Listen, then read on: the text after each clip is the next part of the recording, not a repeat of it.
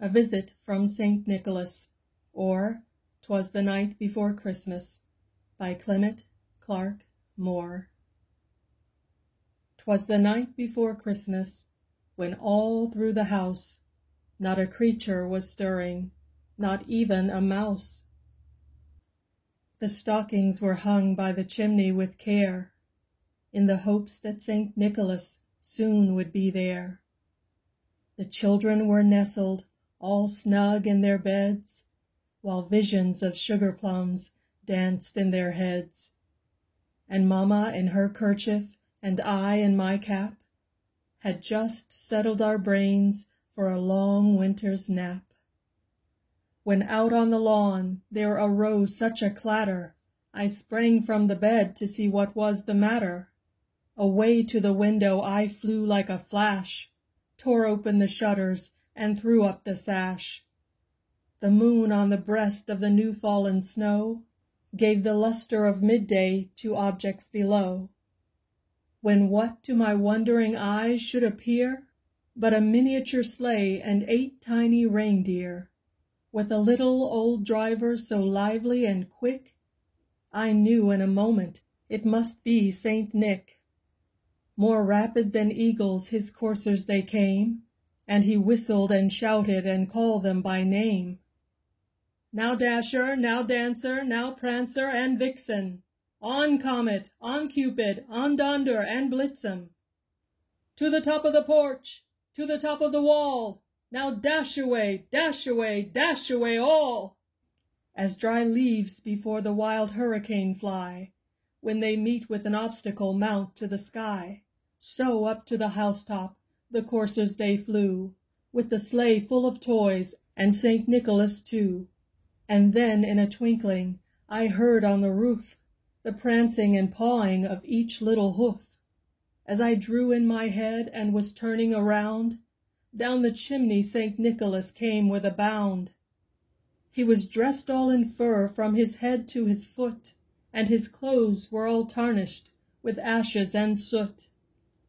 A bundle of toys was flung on his back, and he looked like a peddler just opening his pack. His eyes, how they twinkled, his dimples how merry, his cheeks were like roses, his nose like a cherry. His droll little mouth was drawn up like a bow, and the beard of his chin was as white as the snow. The stump of a pipe he held tight in his teeth, and the smoke it encircled his head like a wreath. He had a broad face and a little round belly that shook when he laughed like a bowl full of jelly. He was chubby and plump, a right jolly old elf, and I laughed when I saw him in spite of myself. A wink of his eye and a twist of his head soon gave me to know I had nothing to dread. He spoke not a word, but went straight to his work, and filled all the stockings, then turned with a jerk, and laying his finger aside of his nose, and giving a nod, up the chimney he rose. He sprung to his sleigh, to his team gave a whistle, and away they all flew like the down of a thistle. But I heard him exclaim, ere he drove out of sight, "Happy Christmas to all, and to all a good night." The Night After Christmas is an anonymous poem.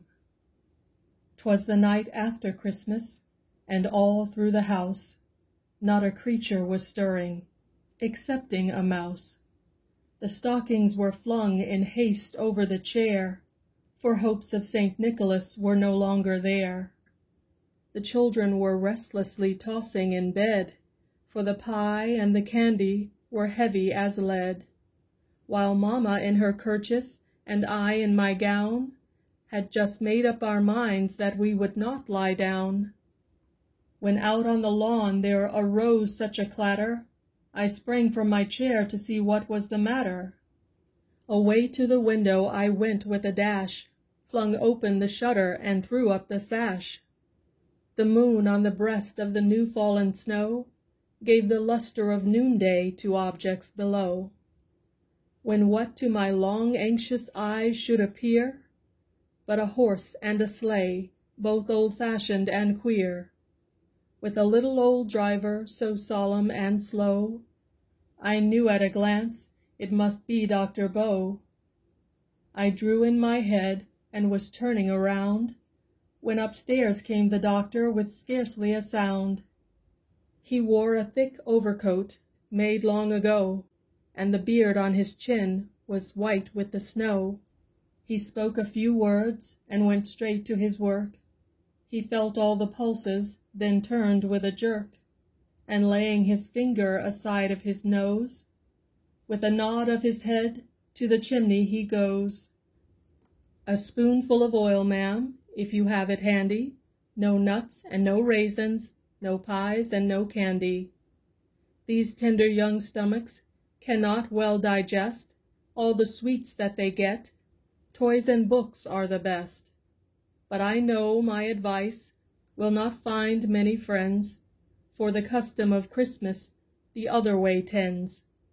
The fathers and mothers and Santa Claus too are exceedingly blind. Well, good night to you." And I heard him exclaim as he drove out of sight, "These feastings and candies make doctor's bills right." End of The Night After Christmas. Merry Christmas.